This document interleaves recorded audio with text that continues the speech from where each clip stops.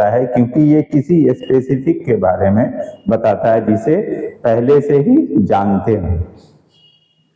The is refer to as a definite article, जैसे he is a boy, ये indefinite है। He is a boy, यहाँ a article use हुआ, it means के कोई भी बॉय। लेकिन जब यूज होगा he is the boy, it means के उसे पहले से जाना जा रहा है कि ये वही लड़का है।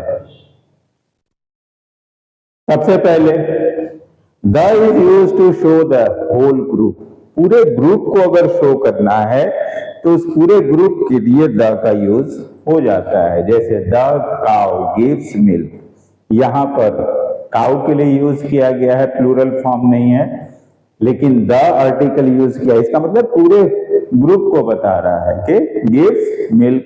ऐसे ही द डॉग इज फेथफुल, इसका मतलब सभी डॉग फेथफुल बोले गए हैं। The article used before an uncountable noun if there is a specific noun.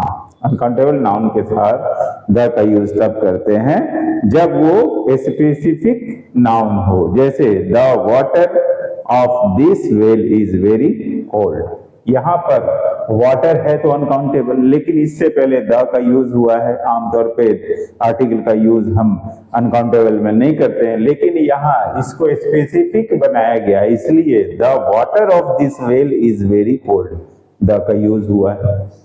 इसकी जगह पर आई हैव टू पे फॉर द मिल्क, यहाँ पर मिल्क भी अनकाउंटेबल है, लेकिन द का यूज हुआ है क्योंकि इसे स्पेसिफिक बनाया गया है।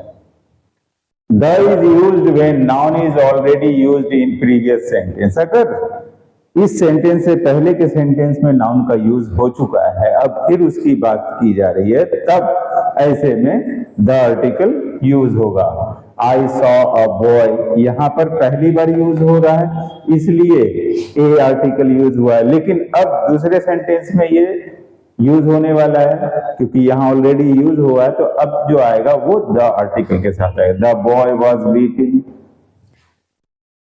The is use before names of mountain range, जितने भी माउंटेन रेंज हैं उनके नाम के पहले, जैसे the Himalaya, the Alps, the Vindhyas. लेकिन एक चीज याद रखना, इन माउंटेन रेंज के अगर किसी पीक की बात करते हैं तो वो सिंगुलर में होता है, तो ऐसे में उनमें द यूज नहीं होगा। माउंट एवरेस्ट, इस तरीके से उन्हें बोलेंगे।